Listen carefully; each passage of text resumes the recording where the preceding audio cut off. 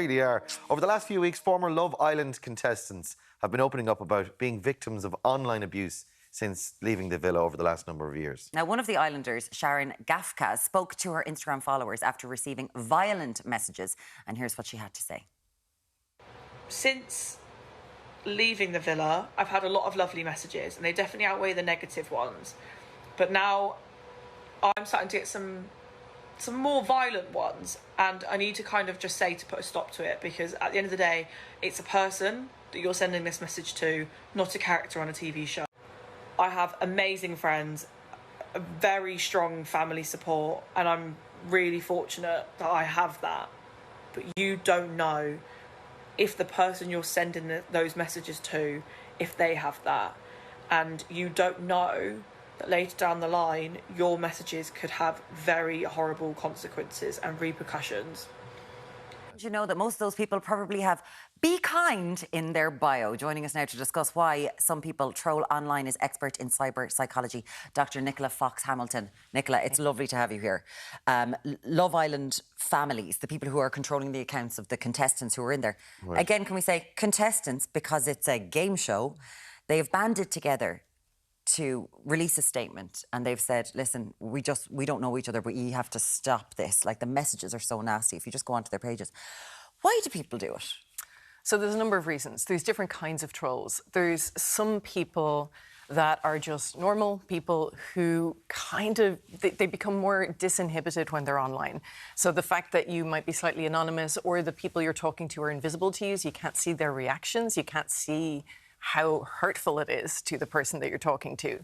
You are less self-conscious when you're online. You're less concerned about other people looking at what you're doing, so what you do might not align with your values that you would normally have offline. And also, we tend to categorise people into social groups, we stereotype more, and so we see less of the nuance of who the individuals are, and so we're more likely to be cruel to them because we don't see them as full humans. That's one type of person who falls into a kind of trolling behaviour. Then you've got actual trolls. So you've got what I would call like misery trolls, where they're deliberately setting out to be antagonistic, cruel, really hurtful. They want to manipulate the emotions of their victim. And that is what the contestants on Love Island are really talking about. They're the people who are sending death threats, rape threats, those kinds of things that are very, very serious and hugely problematic for people who receive them. And those people tend to be higher on what we call the dark tetrad of personality traits.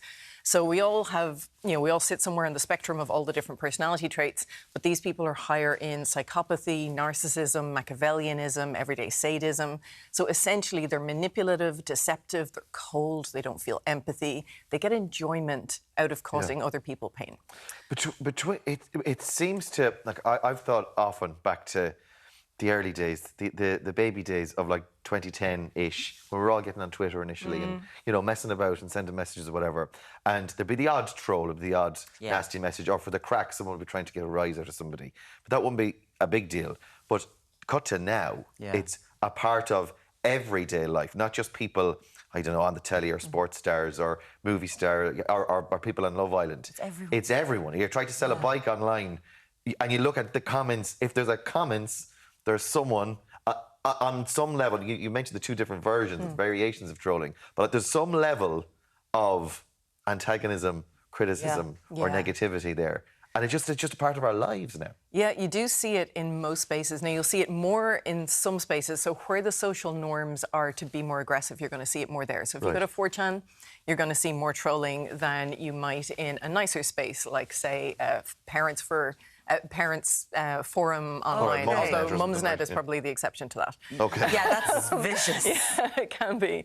But anywhere where there's controversial topics or lots of competitiveness, like sports teams, things like that, you're going to see a lot more. But it can be anywhere, and often trolls operate in groups. They're not always operating alone, and they're doing it for each other's entertainment. So within their own community, this is funny, this is humorous, they're getting kudos from their friends for it. But it's very transgressive humour within the forum that they're going to, and that upsets people within that forum. So you do see it in a lot of spaces where you might not expect it. Do they know that they're, like you said, that they want to manipulate the emotions of the person that they're trolling? Now, don't get me wrong. I like to sit down, you know, have a cup of coffee and we have, you know, give out about people. We do that. It's part of human life. But we're talking about this specific nasty trolling. Do they know that they want to manipulate the most? Do they know what they're doing? Yeah. They do. They Oh, do. right, okay. Yeah. They're doing it because they enjoy it. They That's get the hope, pleasure out of it. They hit send and hope, yeah. It might be alleviating boredom for them. It's for their own entertainment, but they're doing it because they find it entertaining. Okay. And nowadays, no one is safe. Yeah, but if you're in the public eye, you're much more likely to come under attack. So there's been studies on politicians, pretty much all of them are trolled. Women get more personal kind of trolls, like They death get threats, rape threats yeah. to their family. They're more worried about their personal security. And it's focused about how they look an awful lot of the time. A lot of the time, yeah. And then, you know, journalists, people in the public eye. We had one of our students in our master's program talk to Irish celebrities. Almost all of them have experienced trolling, whereas your average everyday person might have experienced it a bit, but not everybody will have. These people then are your average. Now, on Love Island, they generally are your average everyday people just taking part in a show for the crack and thinking to themselves, I'm going to get rich, or I'm going to, I don't know, do a boohoo deal, or be selling eyelashes by the time I come out of the villa. And fair play to them. And maybe find love as well, maybe. But they are all of a sudden thrusting themselves right in the firing line of the absolute worst kind of vitriol. What kind of impact does that have on someone like that? It can be really quite serious. It can be quite traumatic for people. And as well, they're coming out into a situation where they're seeing an accumulation of these kind of messages that they might not be fully prepared for. Right. You know, they it's not think that building they are, up but over they're time. not. No, and it can be very shocking to receive those kind of messages. It can cause people post-traumatic stress in very extreme circumstances, but it causes anxiety, depression. You know, understandably, people are being threatened. Their lives are being threatened. Every aspect of them is being commented on in a very nasty way. It's not. And they're not all the same individually. They are all a bunch of different kids going in there with different backgrounds, different family. Like the girl that we just saw giving her testimony that like she regards herself as grounded and she's got a family and friends network that she can depend on. They're not all the same. Not everybody does. No.